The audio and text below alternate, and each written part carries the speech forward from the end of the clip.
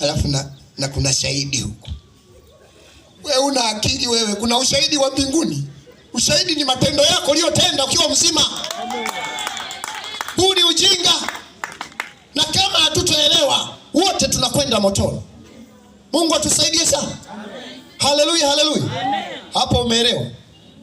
Ili kwanza ulishai kuona wapi wanazika mtu hapa alafu huku kote kunakuwa hamna? Hawaziki huku, wanazika hapa. Umepigwa changala macho ujitambui. Umeelewa hapo? Umeelewa maziko hapo? Hivi Yesu alipokwenda kubatizwa alifanyaje? Biblia inasema alifanyaje? Alikwanza alitoka wapi? Hamna wasomi wa Biblia. Alitokea wapi afa akaelekea wapi? Alitoka Galilaya. Akaelekea wapi? Yordan. Kwenye mto. Alafu akafanyaje? Akiwa mtu akitambua jema. Wewe nani wewe? Wewe nani? Alafu akasemaje? Waacheni watoto wadogo waje kwa maana leo unataka mtoto atubu ni dhambi gani?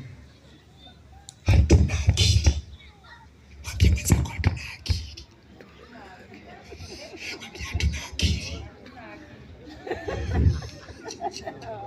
Soma Biblia. Soma Biblia uelewe. Ukielewa Biblia kwanza, hata wachungaji hawatateseka na wewe, maana utajua muda wa kazi huu ni wa kazi gani, sasa hivi kanisani nifanye nini, mimi ni wa nani. Yani utakuwa mtoto mzuri, utakuwa mtoto unayefaa, utakuwa mtoto ambaye ni wa tofauti. Haleluya.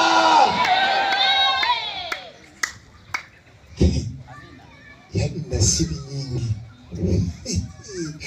alafu mtazipasua zote. Nitarudi tena. Nitazipasua zote. Alafu baada ya kupita, tataka Bwana nije nifanye kama tunavyofanya. Napita mji, nazunguka, tumpakia na vyombo. Alafu mwisho wa siku anambia sasa mtukamate, alafu mtupeleke ndani.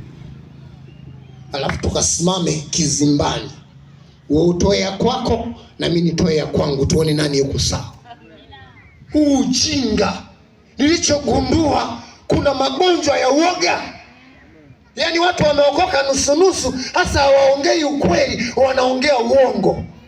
Tuache kuongea uongo. Injili ya sasa hivi kama tutaendelea kusema yes sana huko yes